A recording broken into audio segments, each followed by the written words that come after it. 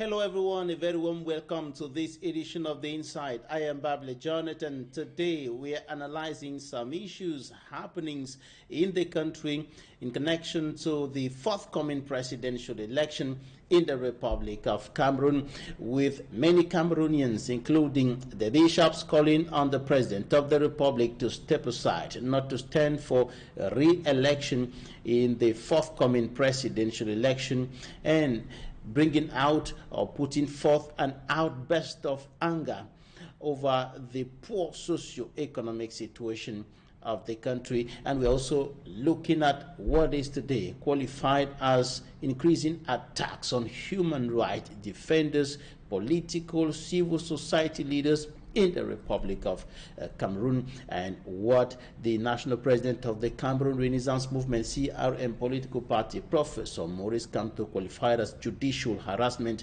and the Cameroon Patriotic Diaspora as judicial witch hunt against the network of human rights defenders in Central Africa, REDAC, and its chairperson, Barrister Alice, come over allegations of financing of terrorism. Meet our guest in some few seconds.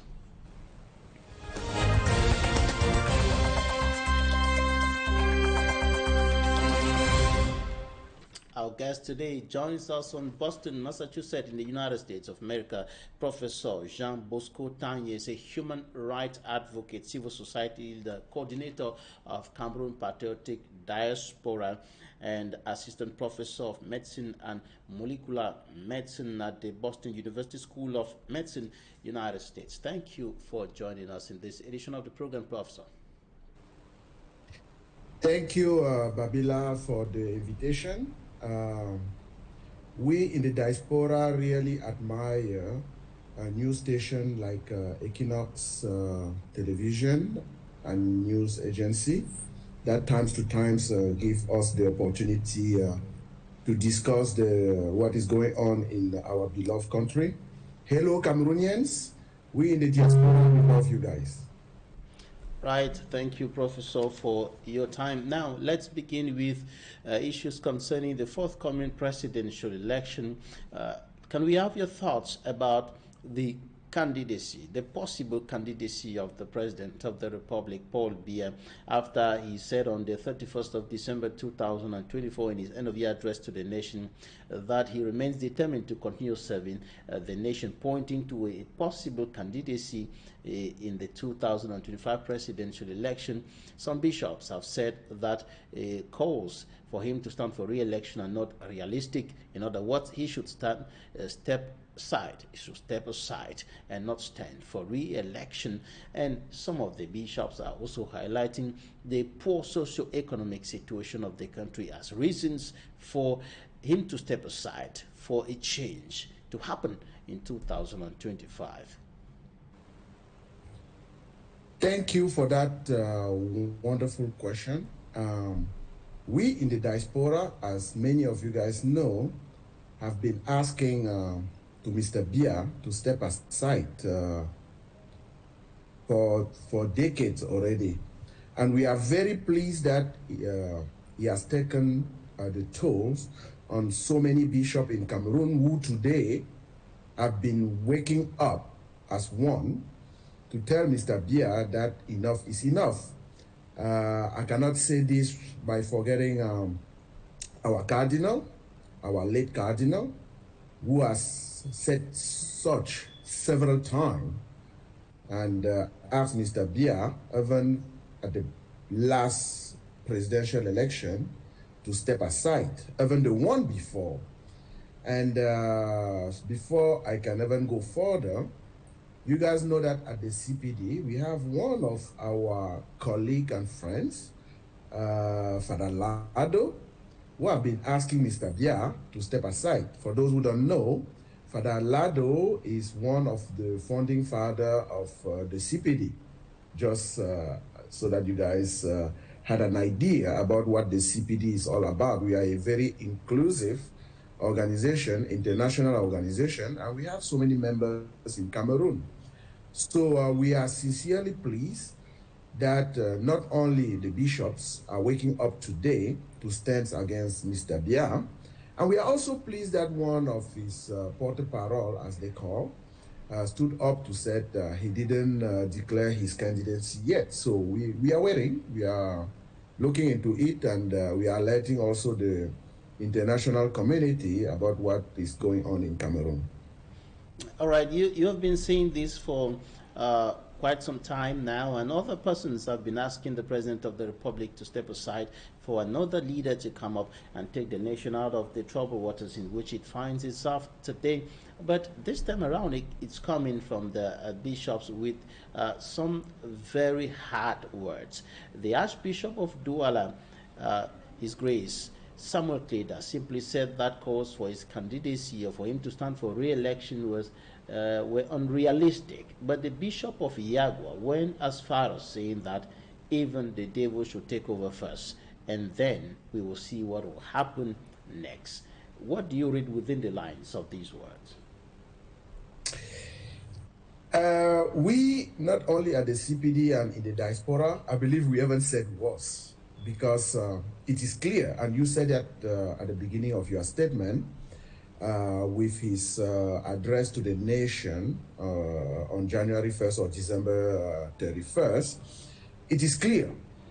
There's no secret. We have said it for years. Mr. Biya is ready to die in power, and that is why we are very concerned about some of the political leaders who believe that they can beat him by election, which is possible. It happened. We saw it with Fonde. And we saw it after many elections that he was beaten by election, but he's still there. So if that is happening and the bishops are saying what they are saying, I really believe that the Bishop of Yagua said it very well, because he knows that no election can take Mr. Biya out of where he is. And we all know that after 43 years, as the leader of our beautiful, believe me, Cameroon have a very beautiful country. Those of us who travel around the world will never agree to stay anywhere else but to come back to our beloved country, because Cameroon is a paradise on earth. I say this everywhere, all the conferences that I go to and so on. I said, and some people ask me, why I'm not going back? How can you go back when you have at the end of your country a leader as Mr. Biya? So the Yagua Bishop, trust me, some people may be angry that he said that. He's absolutely right. And we really, really applaud him for using such words. For Bishop Kleda, we know very well. Same as Cardinal Toomey in Douala. They have said it to Mr. Biya again and again. And it's not a secret for us that Mr. Biya is a product of a Catholic church. Mr. Biya went to a Catholic seminary. I think he almost became a priest himself. We wish he became a priest than ending up being the leader of our beautiful nation. We would have been spared. Cameroon would have been 100 million fold what he is today, because he brought us from the path of prosperity to a disaster. When you look at Cameroon today from outside, Cameroon is not even on his knee. Cameroon is down, face down on his stomach. And if something is not done, as the Bishop of Garoua was saying, drastically, Cameroon is doomed, completely doomed. We will be worse than Rwanda. We will be worse than Zaire, Congo. And this is a reality, this is a fact that people should be taking it seriously. And something has to be done. How? We believe it's only Cameroonian who can answer this question. Right. In the message of the bishops at the end of their 48th annual seminar in the Boya in the southwest region of the country, the National Episcopal Conference as a whole is lamenting over the poor socio-economic situation of the country, highlighting a number of issues that are making life quite difficult, complicating the already difficult living conditions for many Cameroonians, many of whom are living below the poverty line. What's your take on this? Mr. Babila, if you are a Cameroonian and you love Cameroon as I do, as many of us, to in the diaspora. And you open your television or you open your social media phone and you see Cameroonian lining up at the Boulevard du Vin Mer, like we call in Cameroon, to buy a bag of rice, like we were in the 1970s or 1960s, to get a bag of rice. What will you think? How will you feel? It is very, very painful to watch. Like in Cameroon, we do not have shops that can sell rice. Just to talk about the rice that we use to grow in Cameroon. I remember growing up, rice was a common food on our table on a daily basis. Today I'm an old man. Even me, it will be difficult for me at my age to say I want to be president of Cameroon. Because we are getting old, we are getting tired, and we ask ourselves every day, how come a 92 years old man will be able to continue doing this to us Cameroonian? Where are we going with this? Seeing Cameroonian lining up, seeing a minister writing to his region, telling them that a caravan will be there to sell them rice. It's a mess, Mr. Babila. It is scary. Where are we going? Very soon tomorrow, you will have Cameroonian not even eating a meal a day. After 43 years in power, a country like Cameroon, that God bless us with everything, where we can get whatever we want in Cameroon. Living such a situation like we were in Ethiopia when we were too young. They will show you Ethiopian kids or Ethiopian people. At least they were in war. What do we have in Cameroon? Yes, they will say we have some, but not on that magnitude. And something needs to be done. That's what we believe at the Cameroon Patriotic Diaspora. Right. Now, looking at the current situation of the country, where will you place the blame? On the authorities, the President of the Republic, or even Cameroonians themselves, who seem to be very passive for the past years, except for the past months, that some have been coming out of the pessimistic stance to rush to get a voter's card to register.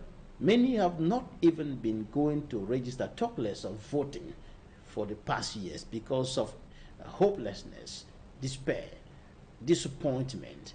Now, where do you put the blame? That's a wonderful question, and thank you for giving me the opportunity to address that question. If you look around the world, anything that, whether it's the US where I live, the country first is under the people who govern. The first responsibility of what we are going through in our beautiful country are the leaders. And when I'm talking about the leaders, I'm talking about the number one. That's why there's election in many countries, where when the system is not working, when the election comes, like we saw in Ghana, we elect a new person to bring in a new blood, a new energy to stimulate those who were not. And in Cameroon, with Mr. Biya being there for 43 years, being the king of Cameroon, there's no more hope. People are despair. Cameroonians are giving up or gave up already. And that's what Mr. Biya is using to do whatever he's doing and however he's doing. Because Cameroonian, when you talk to Cameroonian, they will tell you, what can we do?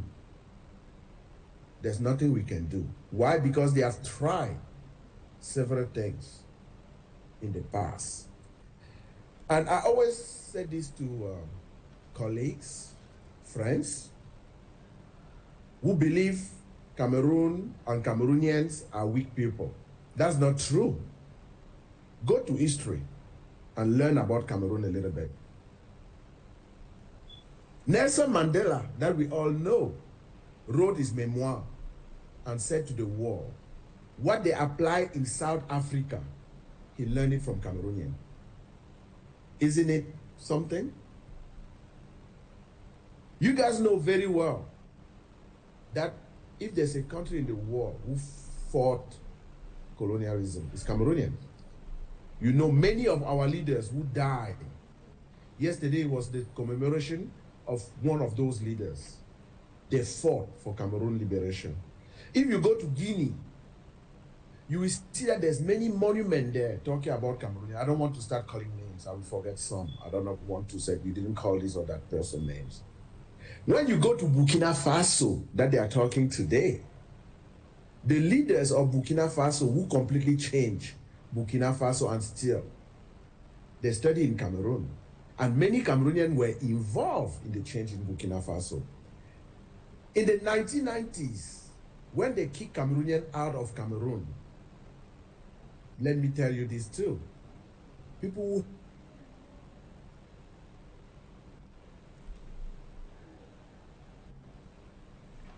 Right, some connection issues there. Cameroonians really brought a lot of energy to have those countries change. But in Cameroon, let me for once accept this. Biya has been more than us. Whatever we have tried, as students, as political leaders, Frunji tried, Kamto is trying. We as, because I'm a former member of what we call at the time the Parliament students in Cameroon, we fought Biya. We got what we call ville morte and so on in Cameroon, ghost town. But he always came back and told us, tant que Yaoundé respire, le Cameroun vit. And he's still there.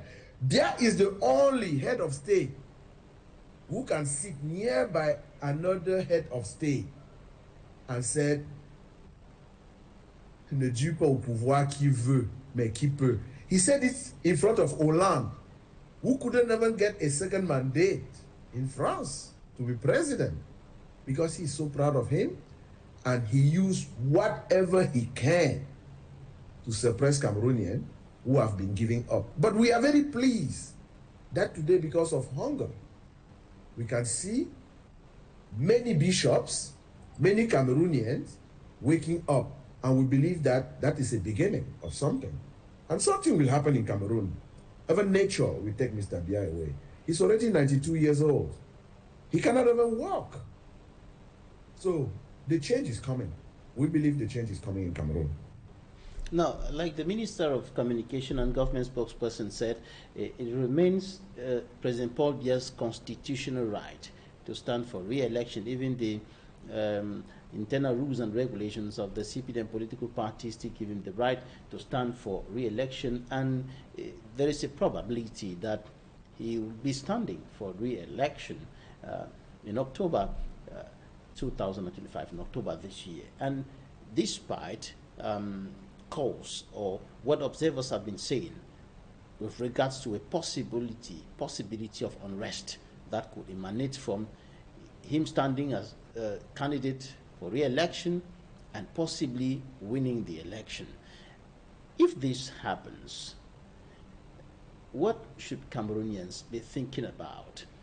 Is there another possibility of having change in this nation, even with President Paul Biya? Mr. Babila, maybe I didn't say it loud enough. I will say it again. There's nothing besides force that will take Mr. Biya out of power in Cameroon. We have said it before, we are saying it again today. We know Mr. Biya will be a candidate. We know Mr. Biya will win the election and declare himself a winner. We know Mr. Biya wants to die in power. It's not a secret. We have been saying this for decades already. So only the Cameroonian people need to stand up and say enough is enough. I said this in one of our communique. Believe me, even if it's the beautiful Chantal Biya, his wife today, who asked Mr. Biya to step aside, trust me, we'll be burying her the next days or weeks or months. That's not the language that Mr. Biya listened to, getting out of power. If not, for those Cameroonians who don't even know, at the international community level, several heads of state, several leaders have asked Mr. Biya to step out of power in Cameroon and let a new generation lead Cameroon. That's not in his agenda at all. It is clear, and I'm saying it, this opportunity that you are giving us, that there's nothing that can kick Mr. Biya out of that power but Cameroonian themselves. Cameroonians need to unite. Cameroonians need to stand up. Be courageous enough to go and tell Mr. Biya enough is enough. If not, we try. He came to Douala and said to us, "Me voici donc à Douala," because we tried at the time. Professor, when you say Cameroonians should be courageous enough to stand up and tell the President of the Republic enough is enough, are you saying that they should do that through the ballot box or through another means? For example, the president of the CPP, the Cameroon People's Party, Kabangwala Edid, has been talking about a peaceful protest, peaceful demonstration to force the President of the Republic to step aside, to force the current regime, not only the President of the Republic, but the entire regime aside for a political transition to start. Talking about Madame Kawala, this is a good opportunity for me to tell you that she's a very brave lady. And she has been fighting. This lady could have been in the US like many of us, doing whatever she wants to do. But she loves her country so much that she's back in Cameroon. To ask Cameroonian, we should protest. To ask Cameroonian, we should fight this regime. There are many of them. I'm just taking the example because you call the name, I'm the CPP. Those are people we saw Frundi when he came up in the 1990s saying the same thing, taking onto street. We saw, if I can call a former Secretary General of the Presidency, Mr. Iboa, who was born almost where I was born too, because I was born in Konsamba, who stood up and fought, and they were well beaten. We saw them beating Kawala like crazy in Cameroon. You guys have the images. Yes, let me agree, that's the way. But we also have to be realistic. Power is not given. You have to take power, even if it's by force. Cameroon need to fight. And some will die. I have many of my friends who are dead. Even myself, I would have been dead by now. One of the things I always said to colleagues, I said the biggest mistakes that we Cameroonians did, and that is what Mr. Biya is very good at, is to have Cameroonians run away. That's why you are seeing many Cameroonians leaving the country today. It was a big mistake for us to leave. I believe if we stood our ground as students, fighting, maybe we would have succeeded, because we went as far as paralyzing our beloved country completely to ask him to go. But we didn't succeed. For me, it was a mistake to leave Cameroon. And that's what is going on. Many are leaving. And Mr. Biya is very happy that is kicking us out of Cameroon. And all the brains, all those who were young and have the energy are leaving, and he know, and he realized that, no, he will be there. No one can do anything. But we are very pleased that we have people like Madame Kawala We have people like Barrister Agbo Bala. We have people like Maitre Khan, and so on and so forth. Maitre Singh, who are still on the field. We have people like you just mentioned, Maurice Kamto, and so on, who are fighting. It's a good thing. We have the bishops who are waking up in the numbers more than before. And we believe that all the forces that are waking up today will be able to help Cameroonians to understand what we have been talking for a very long time. All right, Professor. And when you cannot really do and you try other means, it kills you. Where is Gerandi Bara? We are still asking, where is Gerandi Bara? Professor, let's go to the newsstands, and we're taking a look at what the newspapers reported this week. We'll be right back in a short while. The press review.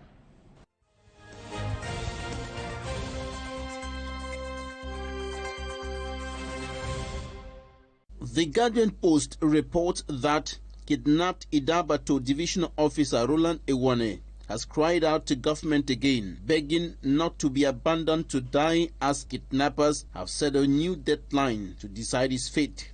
Another issue of the Guardian Post reports the death of David Abwem Achoi. He is qualified as Francophone statesman who fought for the resolution of the Anglophone crisis. Municipal updates.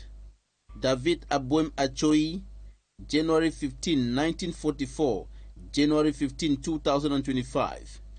Good night at 81. And the Guardian Post says, bishops weep for Cameroon's stagnation 65 years after independence. In the Herald Tribune, the bishops declare Cameroon a decaying society, urging citizens to stay hopeful in the face of adversities. According to the Median, bad policies, poverty, inflation, infrastructural degradation are some of the issues highlighted by the Catholic bishops to score President Paul Biya's regime so low. And the Post reports that the bishops have implored government to humble itself and dialogue with the separatists to solve the 8-year-long armed conflict in the northwest and southwest regions. In the meantime, In-Depth News tells its readers that Minister Felix Mbayu has launched an initiative to support internally displaced persons, IDPs, on the northwest region of the country resident in Yaoundé. The Voice reads within the lines of a rare conversation between the Minister of Territorial Administration and the President of the Republic, Paul Biya, during New Year wishes to the latter at the Unity Palace. The Express reports that the political landscape in Cameroon is becoming increasingly tense. And Cameroon Insider, October presidential election, why massive voter participation is crucial. In another issue of the Guardian Post, Dr. Christopher Fominio, Senior Associate for African Regional Director for the National Democratic Institute for International Affairs, suggests a governance model for post-Biya era. He laments that Cameroon's democratic process has been completely broken. The Post-Weekender, Gilgal Tower's CEO, says Bimbia slave trade project is a private government partnership, denies purported 50-year land lease, says the project is intended to develop the abandoned site to meet heritage standards of the United Nations Economic, Social and Cultural Organization, UNESCO. Eden, alleged seeding of Bimbia slave trade village. Gilgal Tower's CEO debunks allegations, says project is to develop and preserve site remnants. Limbe Bakuri youth endorse project, say it's an employment opportunity.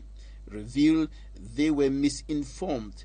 Government has sold the site to an individual, but Commissioner of Southwest lawyers request comprehensive investigation into the allegations with full transparency on any intentions regarding the site. Support Limbe 3 mayors protest against the alleged ceding of site.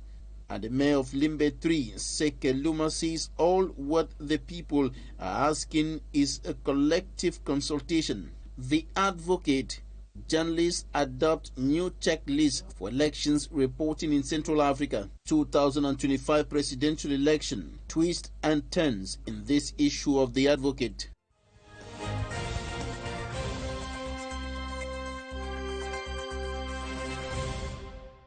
Welcome back. We're still with our guest, Professor Jean Bosco Tanya, human rights advocate, civil society leader, coordinator of Cameroon Patriotic Diaspora, joining us from Boston, Massachusetts, in the United States. Professor, before we go further to talk about other issues, um, let's just open a little bracket to talk about this issue of dual nationality.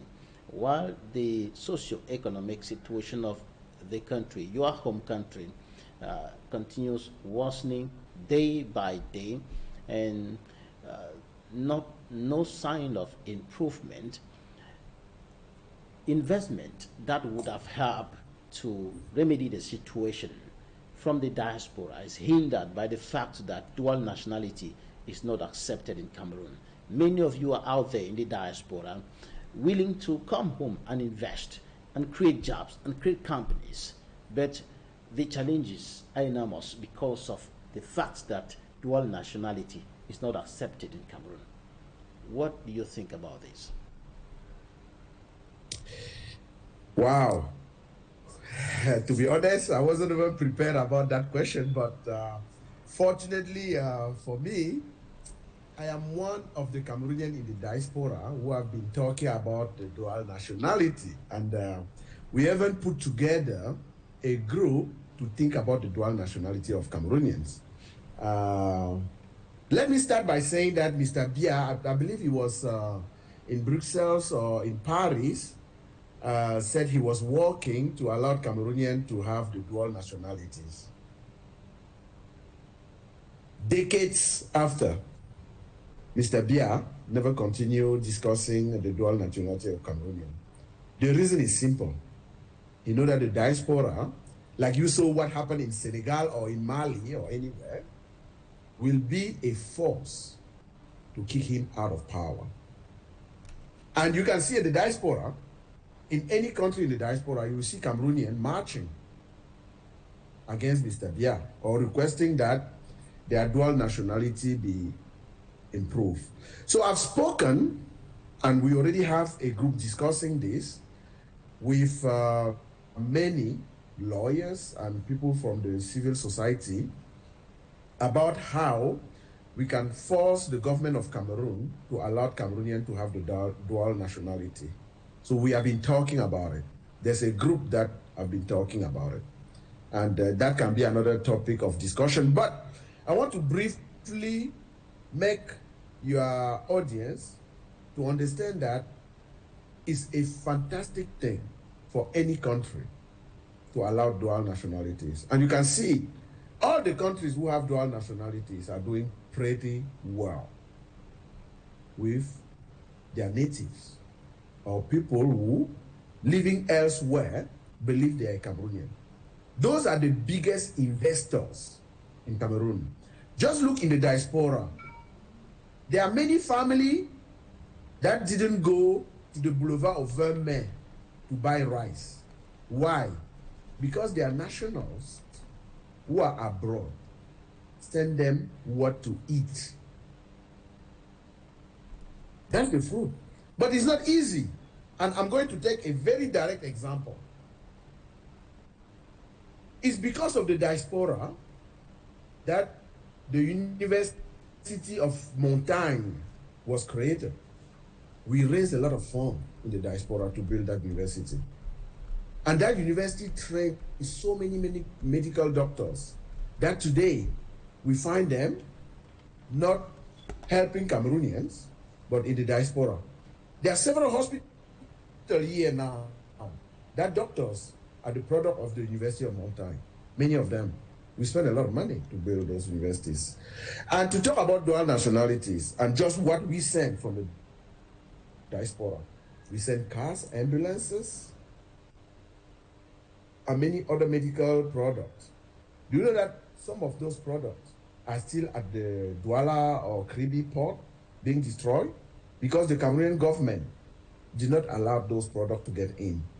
And for the product that got in, they couldn't use it because the Cameroonian expert of those products who are in the diaspora were refused the visa to enter Cameroon to go and fix them.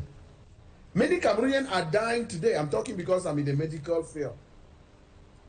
Because of a simple instrument that is already in Cameroon, but it's not working, or no one could put it together because they couldn't come to Cameroon, fix it, show how they use it, train Cameroonian how to fix it, how to use it, because of dual nationality. So because of the policy of this regime, you guys may not realize it, many Cameroonians are dying on a daily basis.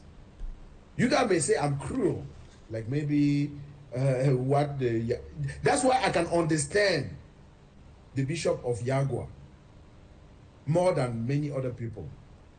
We rather have Cameroonian going on the street and get Mr. Bia out, and we kill some few of them, than to let Mr. Bia still be there and Cameroonians are dying. Please, you know Cameroonians, they like to be buried at their village, in their villages and places like that.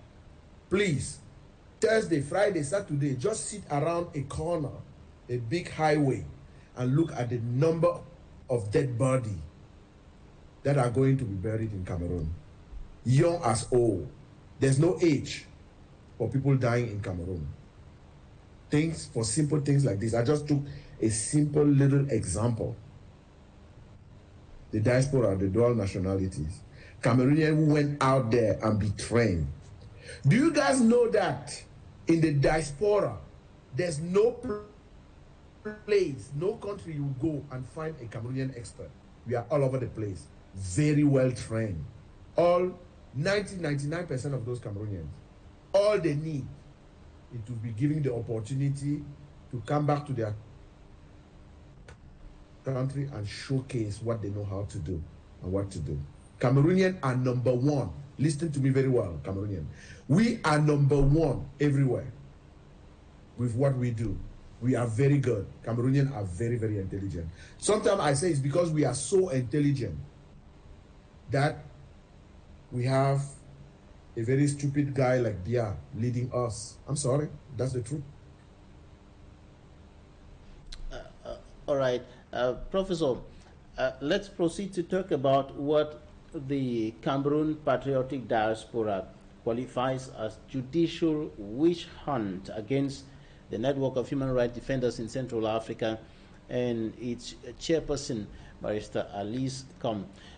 Let's begin by stating the facts the way they are.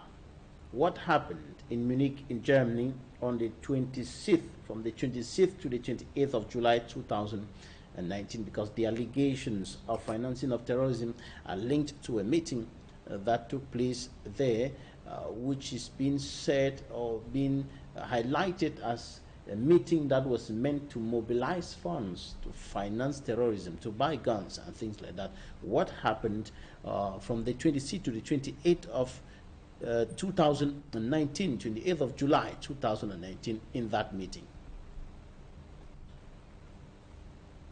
Thank you, Jonathan, Babila, for these questions. Let me be very, very clear.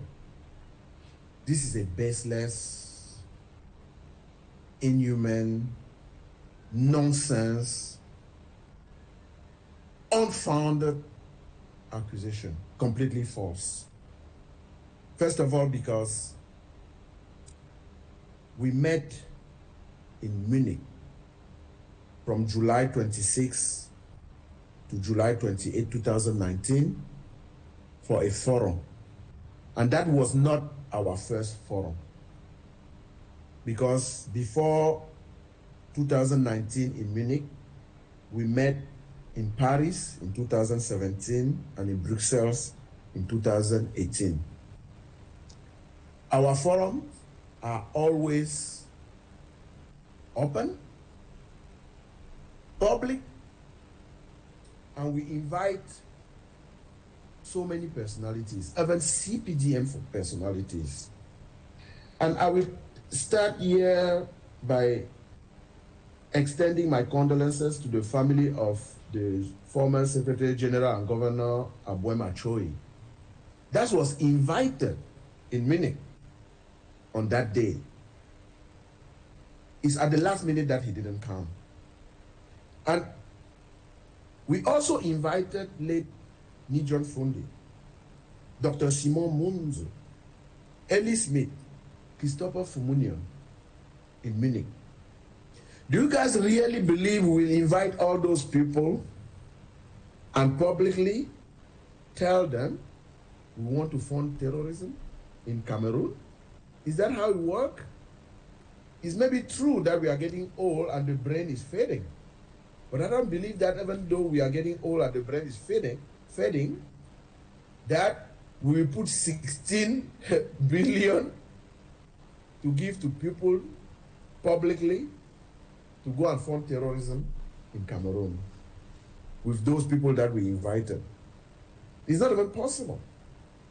So what they are trying to do against Metrocom, that I personally know very well, or Kawala, or Maitre Sim, who were all at that forum in Munich, is to blackmail them, is to make sure that they shouldn't talk anymore, is to shut them down. That's the regime. That's what they do. They are very good at that. Why am I saying this? I'm saying this because in Paris, our first forum in Paris, we invited Cabral Libi, he was there. We invited Elimbi Lobe, he was there. We invited Eno Meyo Mese, he was there. Just to name those three. We said the same thing that we have been saying. Have you heard the regime in place saying that we gave them money in Paris so that they can come and destroy Cameroon? In 2018, just 1 year before Paris and before Munich, and 1 year after Paris, we have Barrister Akbo Bala, we have Dr. Simeon Kusi, we have Serge Espoir Matomba at those meetings. Have you heard the government in place? No.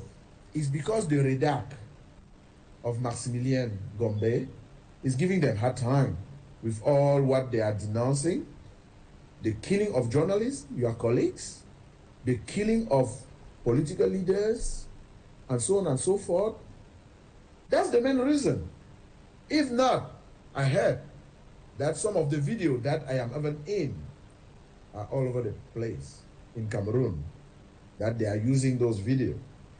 But that's not true. I'm the one talking to you guys. We do not even have money to do whatever we can do. Help our family not to go to the Boulevard Vermeer and buy rice. Where will we get 16 billion to be able to give to some leaders? To do what, by the way, in Cameroon? No, that's not true. It's a baseless, false accusation. So in a nutshell, Prof, what you're saying is that that meeting organized by Cameroon Patriotic Diaspora from the 26th to the 28th of July 2019 had nothing to do with funding of terrorism. Absolutely nothing. We didn't even raise funds at that meeting. We don't give money to political leaders. We do not give leaders to other people who participate to our forums. No. Because we don't even have enough for our own self, for our own family. We have nothing, absolutely nothing to do with funding anyone or any group. Nothing at all. Never did. And I just gave you 3 other opportunities. And I named those people. They can react. They can tell you. From Cabral Libi, they will tell you we never found him. To Elimbi Lobe, who is very active in Cameroon, that we know. He will tell you guys that we never found him. To Emmanuel Smith, that you guys know, that we never found him. Eno Meyo Mese, that you guys know, he's a leader. or Barrister Abobala. We never gave them a dime.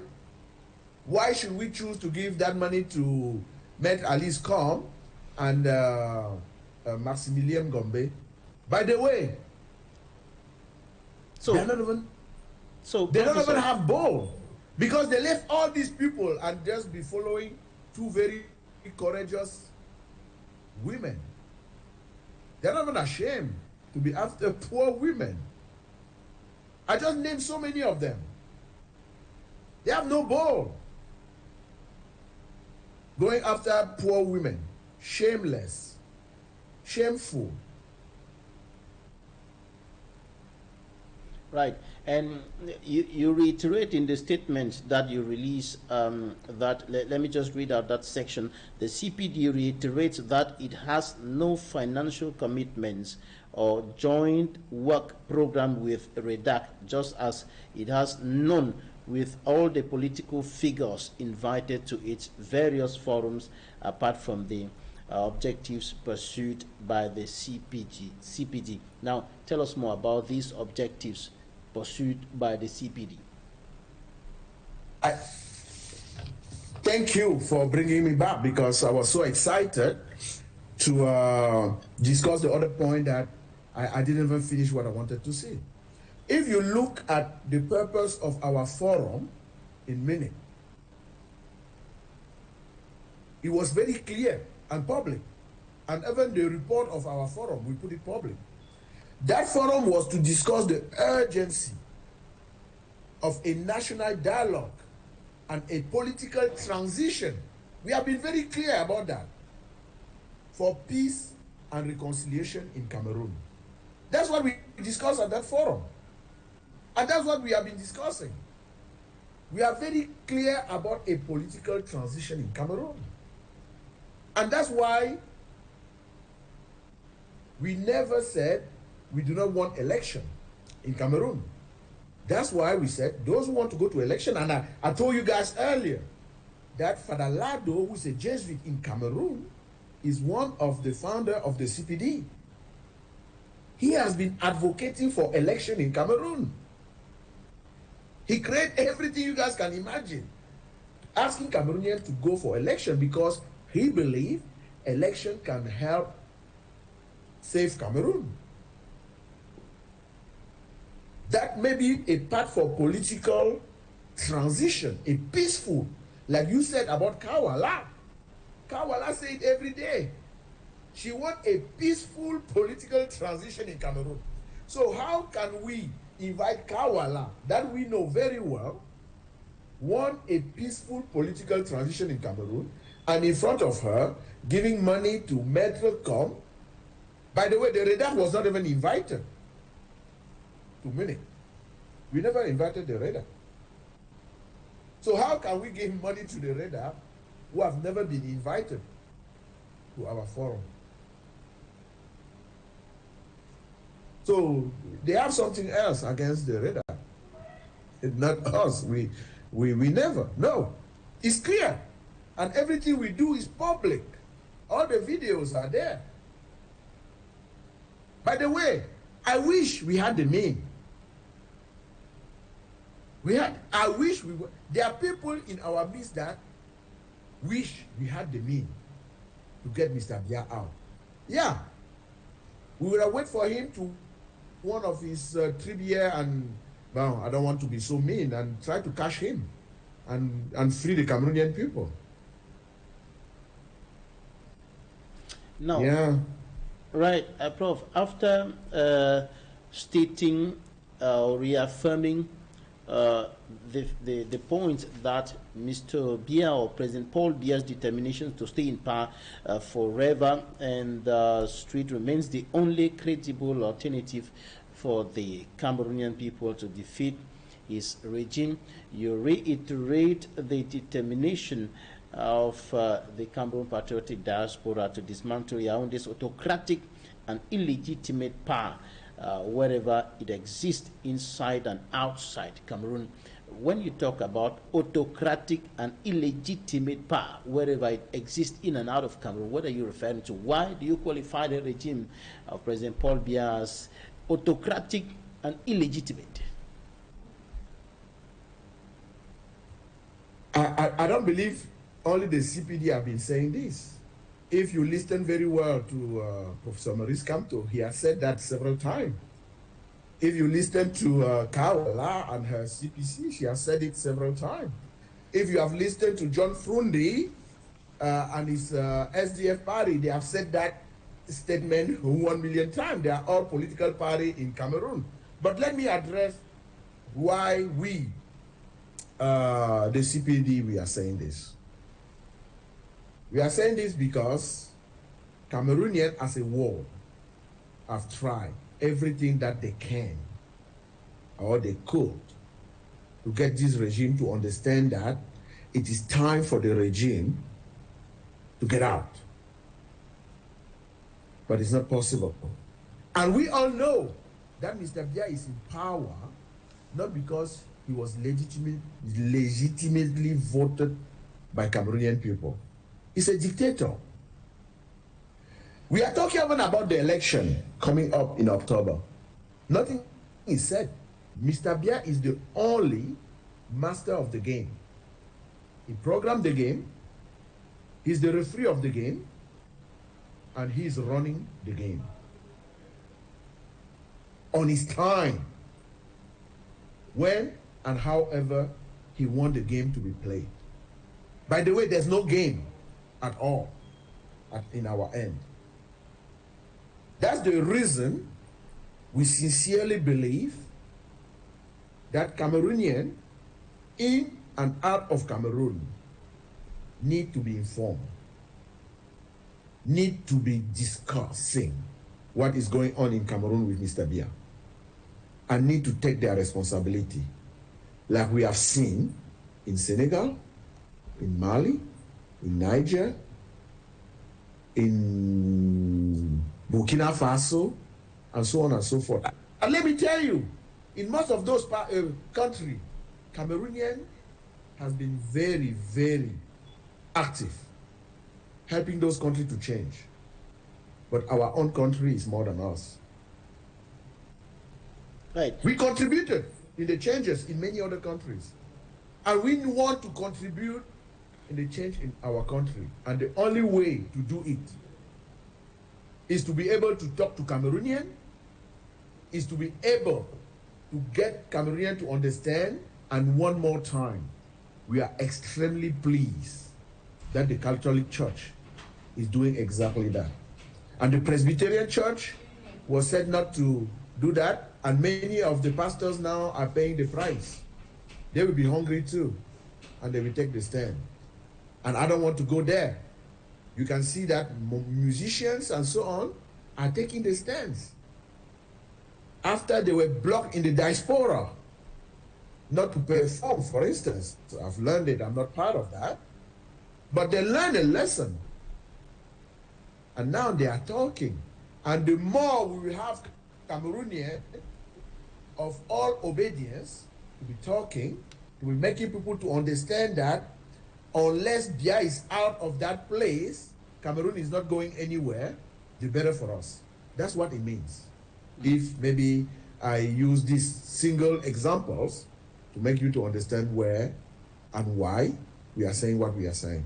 All right, we're going to take some interviews now. When we come back, we want to have your take on two things. Firstly, your call for the intervention of democratic states and international organizations, and secondly, your determination to continue supporting organizations working in your line of action to bring about change in Cameroon. But first, let's have interviews of the week right now.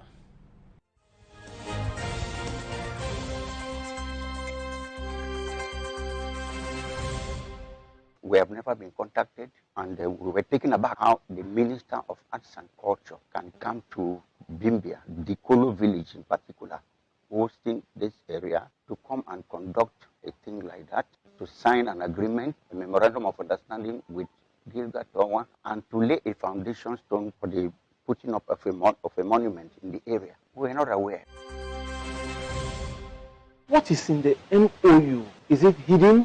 Why should it be hidden? It should be made public before signing. The next point is that it was agreed in a meeting in Yaoundé with the Ministries of Arts and Culture and Ministry of Tourism that since the certification of a site is under the Ministry of Arts and Culture, the Ministry of Arts and Culture is going to be done with the certification process, then hand it over to the Ministry of Tourism for it to be exploited touristically.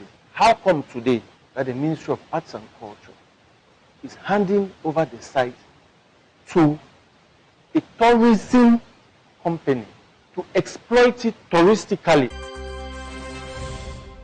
Even the chiefs concerned were not notified. Up to Sunday evening, they were not notified. And we see it as not only a threat to our existence, but a scheme to eradicate the cultural and the traditional nature of the slave trade village. The way it happened, the time frame that we had barely 5 days. Like I would tell you, this occasion was sanctioned by the minister on Thursday, just maybe like 5 days ago. I'm a fawn representing a village, representing a community. Cochin village has about 9,000 something people. I'm a fawn on my own. I'm the head of my village. I control my fondom. I rule my people as their fawn. I've heard all sort of things on social media and so on. Look, the only president in Cameroon that is fawn of fawns is President Paul Biya. President Paul Biya is a fawn of fawn that was. He was crowned by all fawn of Northwest when he came to the Northwest. Yesterday, President Samuel Eto'o, the president of Cameroon Football Federation, accepted my invitation to honor me. After I invited him to come for my marriage, traditional wedding with my queen, and due to the fact that the president was occupied on the same day I did my traditional wedding, they were New Year wishes. They were giving New Year wishes to the head of state, so he could not make it. And then on Friday, he told me he was going to come to the palace for the first time, receiving an icon and receiving somebody who considered me. I, as the fawn of Cochin, have the powers to honor somebody and give him a title of notability in my palace. I have ambition to make Cochin village and the youth of Cochin become footballers.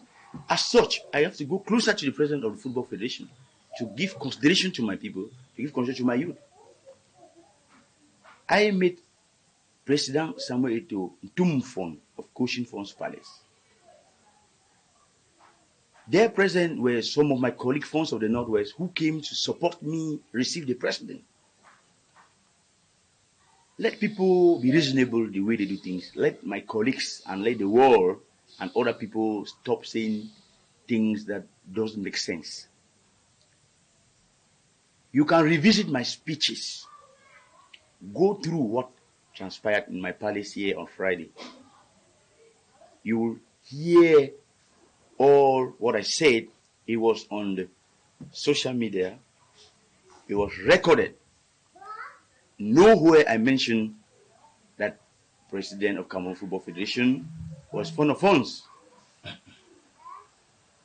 I don't enthrone people fond of funds, but I have the capacity and the powers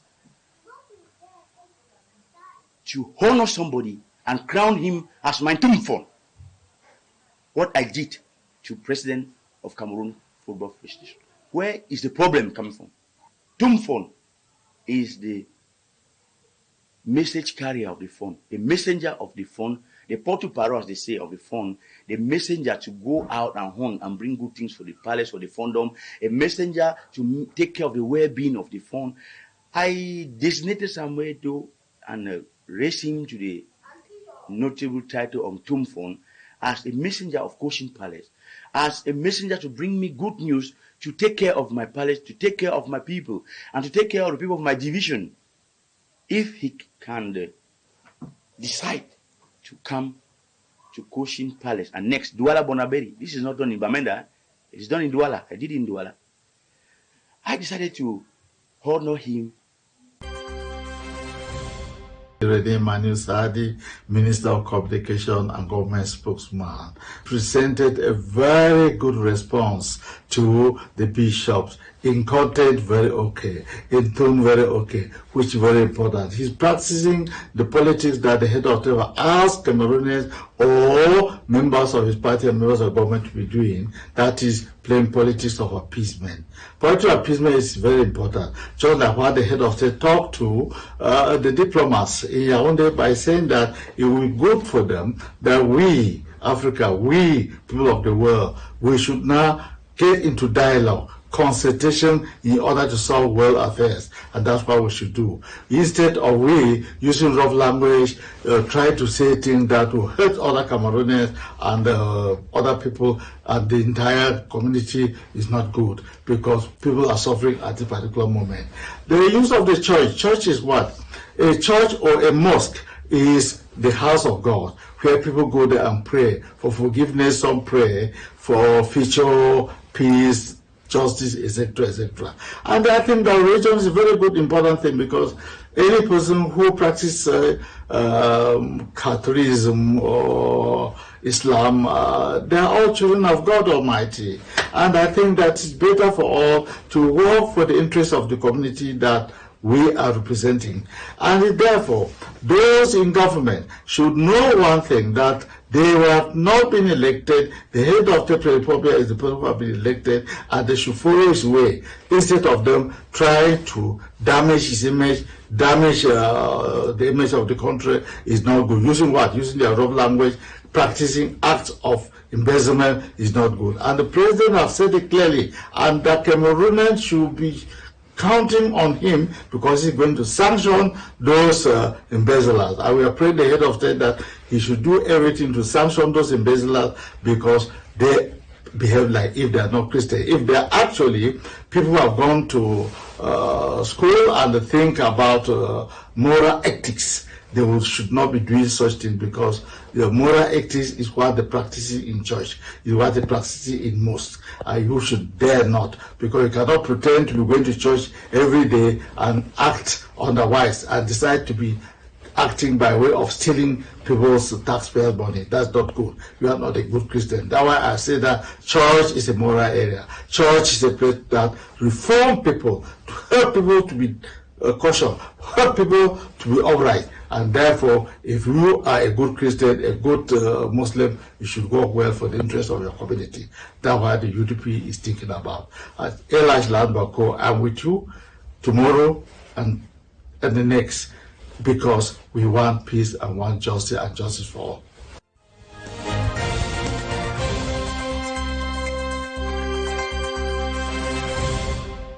Welcome back. Professor Jean Bosco Taye, you are calling on international organizations, democratic and international organizations, to withdraw all credit and material support from the corrupt and dictatorial regime in Yaoundé, and to suspend all cooperation with the regime. These are the words in the release signed by you. And secondly, you are expressing your determination. The CPD is expressing its determination to continue supporting organizations like REDAC that are fighting for human rights and for change in Cameroon. What exactly is the support that you have in mind for the situation at hand? For example, Barrister Alice Komko has been summoned at the State Defense Secretariat, and whatever could come out of that, she didn't go earlier this week as she was supposed to, but probably that file is still on. First of all, with the international democratic organizations, what do you need from them? Why are you inviting them to come into this issue? Thank you, Jonathan. We want Cameroonians to understand this very well. There are so many Cameroonians in the diaspora, all over the diaspora, and working in all the international organizations that deal with Cameroon, whether it's human rights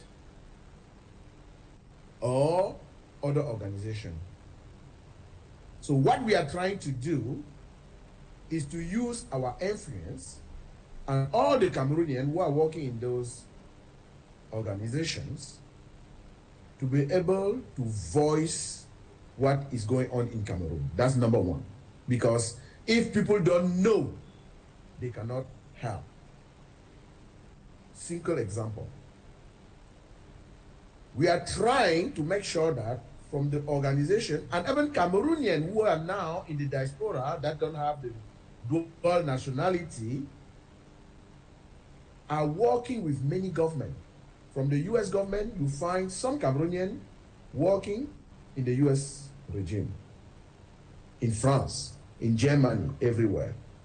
We are trying to find out who are they, what they do, who they can talk to get the message to them so that they can influence what is going on by talking to the leaders of these countries.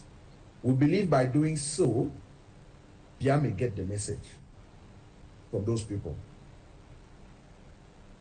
We have tried at many ends. Today, some of the money that Bia was taking from Cameroon and spending in Switzerland are staying in Cameroon now because we were able to work very hard to stop him from leaving Cameroon every week to be in Switzerland in an hotel. And we are doing that all over the world. Wherever Mr. Bia can go with his regime, or people from his regime, they will meet us there. We want to know, as soon as they take the plane in Cameroon and get out, we know where they are. And we put in place all what we can to follow them. And we will keep doing that. That's the second or third point. The other point is, we know, for example, that one of the organizations that give a lot of money to Mr. Bia is the European Union. I personally was already at the European Union twice, and many Cameroonians are doing the same. We are asking all those organizations not to fund the regime of Mr. Bia anymore. At the World Bank and IMF, you guys know very well, there are so many Cameroonians at the World Bank and the IMF. We are talking to those Cameroonians, former or new Cameroonians working in those organizations, to tell those organizations to stop funding the Cameroon government. And we are not just saying don't fund the Cameroon government. We are showing them what is going on in Cameroon and what the Bia government is doing and how Cameroon is on its knees. So about the support, about the support that you bring into organizations like REDAC and human rights defenders like Barrister Aliscom, tell us more about that. What we are doing, for example, as far as that's concerned, is very clear. Today, we are talking to all the human rights organizations around the world to be able to put together their best lawyers to defend Maître Aliscom and the REDAC. And we are trying to find money that will be able to pay all those lawyers to be ready in case Mr. Bia want to play with Maître Aliscom and the REDAC. They will be able to fly at any time in any courthouse in Cameroon. And we are making sure that before we can get those lawyers abroad to come to Cameroon, that the lawyers that they are in Cameroon, they are well taken care of to be able to defend Maître Com and the REDAC at all levels. So it's first of all a court battle, a legal battle. That's what we are starting with. So we are calling on all the Cameroonians in the diaspora to be able to be ready to put together the form to get all those lawyers, prominent lawyers, to defend Maître Aliscom and the REDAC.